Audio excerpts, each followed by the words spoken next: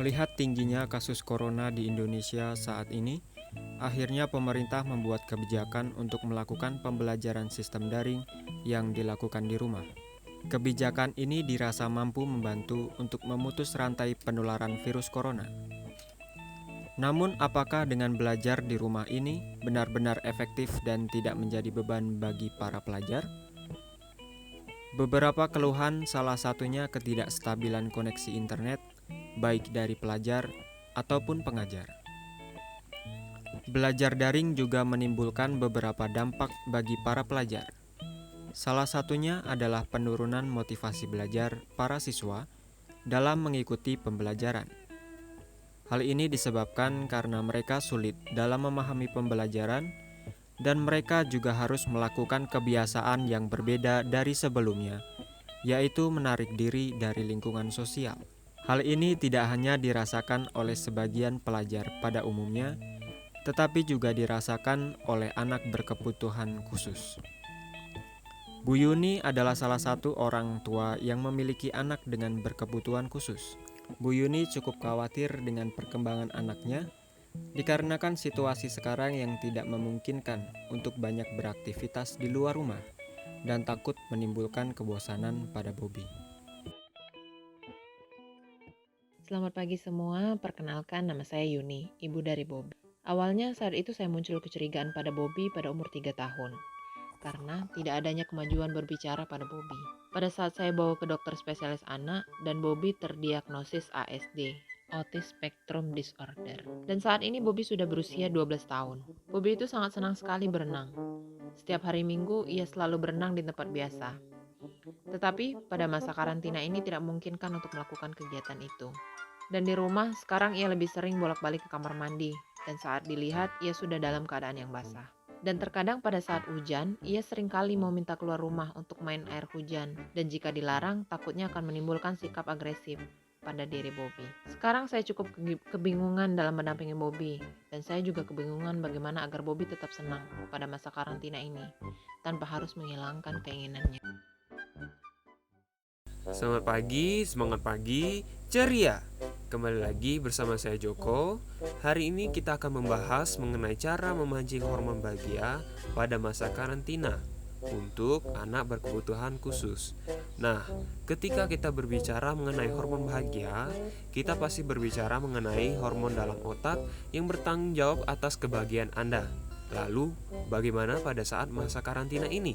Dan ketika kita berbicara mengenai anak berkebutuhan khusus, sebagian besar dari kita mungkin memiliki persepsi yang negatif atau tabu untuk membicarakan hal ini. Nah, harapannya dengan pemahaman yang rinci dan komprehensif, kita bisa mengubah pola pikir ini sehingga bisa mencari solusi yang terbaik agar mereka bisa tumbuh dan berkembang secara maksimal. Baik, tadi kita sudah saksikan cuplikan dari Bu Yuni mengenai pengalamannya selama mendampingi Bobby pada saat masa karantina yang menimbulkan kesulitan yang dihadapi oleh Bu Yuni. Baik, untuk membahas ini kita sudah terhubung dengan merupakan narasumber kita pada pagi hari ini, Ibu Kristina Wati. Selamat pagi Ibu Kris. Salam, selamat pagi, ceria.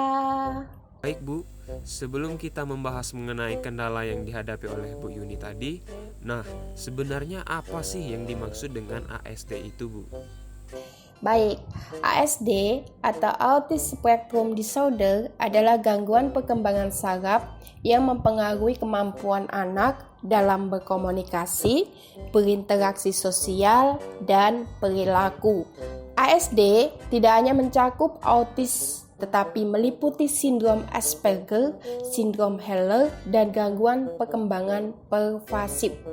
Secara umum, gejala autis dapat dilihat pada usia awal perkembangan sebelum mencapai usia 3 tahun.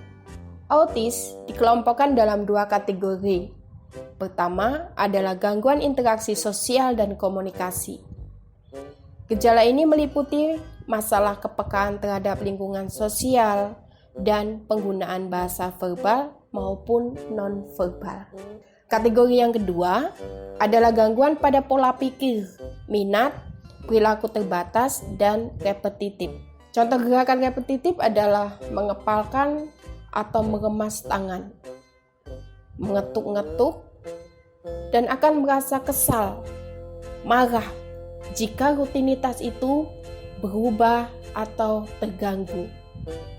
Tanda dan gejalanya adalah anak menjadi pasif, diam, sulit fokus, menyendiri, dan sulit menyampaikan kebutuhannya dalam menggunakan kata-kata atau juga dengan gerakan. Penyandang autis juga cenderung memiliki masalah dalam belajar dan kondisi kejiwaan lainnya.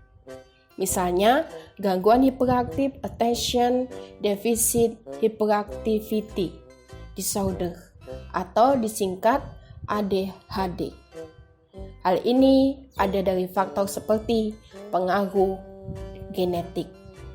Oke, nah tadi Bu Yuni sudah membagikan pengalamannya dalam mendampingi Bobby yang mengalami ASD dan pada masa karantina ini membuat beberapa aktivitasnya terganggu. Bobby awalnya memiliki jadwal rutin berenang di mana itu adalah kesenangannya dan itu terhambat karena kebijakan pemerintah kita harus di rumah saja. Dan Bu Yuni sekarang merasa kesulitan untuk membuat Bobby tetap merasa nyaman dan merasa senang selama masa karantina ini. Nah, Bu Kris, bagaimana solusi bagi Bu Yuni agar selama di masa karantina ini Bobby tetap bisa memproduksi hormon bahagianya? Baik, dapat kita tahu bahwa pada masa karantina ini beberapa kebiasaan kita menjadi terhenti dan tidak bisa dijalankan seperti biasanya.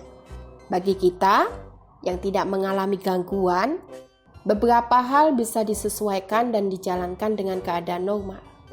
Namun, bagi anak yang mengalami gangguan autis, mereka tidak bisa secara mendadak mengubah kebiasaan atau rutinitasnya karena mereka itu bersifat sangat kaku.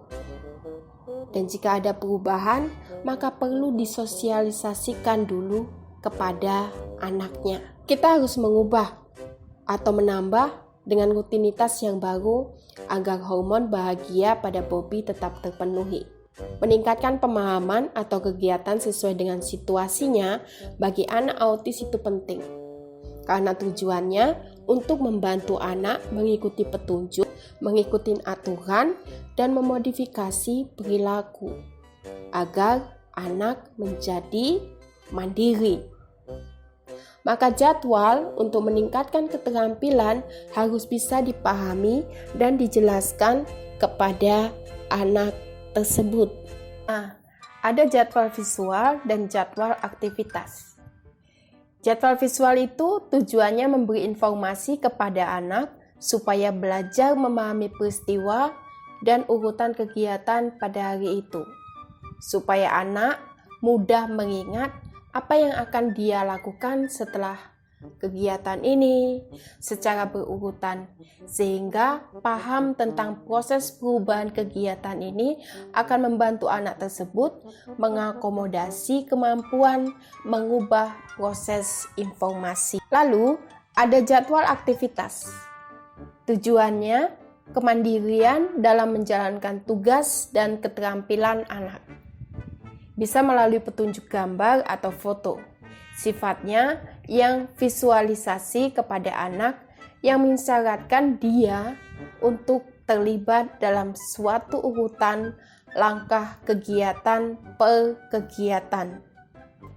Lalu harus ada penguat sosial yang perlu dibangun, seperti diberi apresiasi setiap selesai kegiatan, sehingga perilaku tersebut membekas dalam benaknya. Dengan kata lain, kita membantu memprogramming dalam koneksi perilaku anak. Nah, pembuatan jadwal ini perlu kita perhatikan untuk setiap kegiatannya, agar dapat membantu meningkatkan hormon bahagia. Pada Bobby ini, dapat kita ketahui bahwa dia sangat suka berenang. Berarti sensitivitas sensorinya Bobby adalah air. Maka dapat kita membuat rutinitas yang berhubungan dengan air agar dapat meningkatkan hormon bahagia untuk Bobby. Bobby, nanti kalau jarum panjang di angka 12 dan jarum pendeknya di angka 9, Bobby ikut mama menyiram bunga ya. Seperti misalnya menyiram tanaman di kebun. Ini juga sangat baik bagi Bobby. Selain ia dapat bermain dengan air secara tidak langsung, dia akan mendapatkan sinar matahari pagi yang sangat baik bagi peningkatan kadar serotonin dan endorfin yang dapat mengatur suasana hati menjadi lebih baik. Jika suasana hati baik, pasti akan menimbulkan rasa bahagia. Kegiatan ini bisa dimodifikasi. Misal, kegiatan menyiram bunga berlaku 2 minggu, dan minggu ketiga dapat diganti dengan yang lain.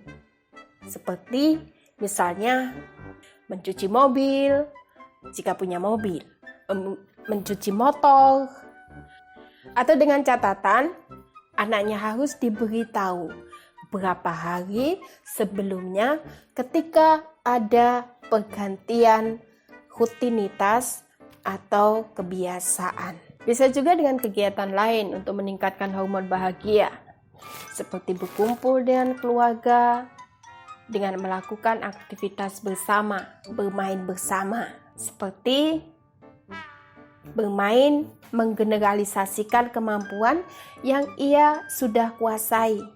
Contohnya, warna. Bermain seperti tebak-tebakan. Bobby, ayo tebak. Binatang apa yang ada di atas? Atau kita meminta bantuan kepada anak mengambilkan sesuatu barang. Bobby, Papa minta tolong dong ambilkan piring yang berwarna putih di atas meja. Dan ini sangat baik karena untuk meningkatkan hormon oksitosin yang dapat memperkuat ikatan batin antara anak dan ibu. Jadi, peran ibu juga sangat penting dalam mendampingi anak autis. Ada pula yang harus diperhatikan, yaitu pola makan dan pola tidur. Pola makan bagi anak autis harus diperhatikan dengan sungguh-sungguh. Anak autis tidak bisa makan tepung terigu dan susu karena dapat menyebabkan kebocoran usus yang nanti aliran darahnya kemasukan gluten dan akhirnya masuk ke aliran otak dan menyebabkan hiperaktif pada anak. Hiperaktif dapat mengganggu pola tidur pada anak karena anak susah tidur, gelisah, atau dia sudah tertidur kemudian bangun tengah malam, sehingga jam tidur anak juga berkurang, yang berdampak bisa menurunkan level hormon dopamin. Karena kurangnya hormon dopamin akan berpengaruh negatif pada sistem imun tubuh. Sedangkan kita tahu saat ini ada pandemi, kita semua dan anak-anak, terkhusus anak autis, juga membutuhkan imun yang bagus sehingga tubuh tetap stabil untuk sehat. Wah, sangat menarik sekali ya untuk dipahami bahwa sangat penting sekali bagi orang tua yang memiliki anak dengan ASD untuk memperhatikan semua rutinitas anaknya. Dari penjelasan Bu Kris atas pengalaman Bu Yuni bahwa perlunya memperhatikan jadwal anak yang harus disosialisasikan kepada anaknya dengan membuat rutinitas yang sesuai dengan sensitif sensorinya atau kegiatan yang sering ia lakukan. Terima kasih untuk Bu Kris atas informasinya. Baik, sama-sama Joko. Terima kasih ya. Semoga bisa menjadi manfaat bagi teman-teman yang menonton video ini. Saya pamit undur diri. Selamat pagi, semangat pagi ceria. Dadah.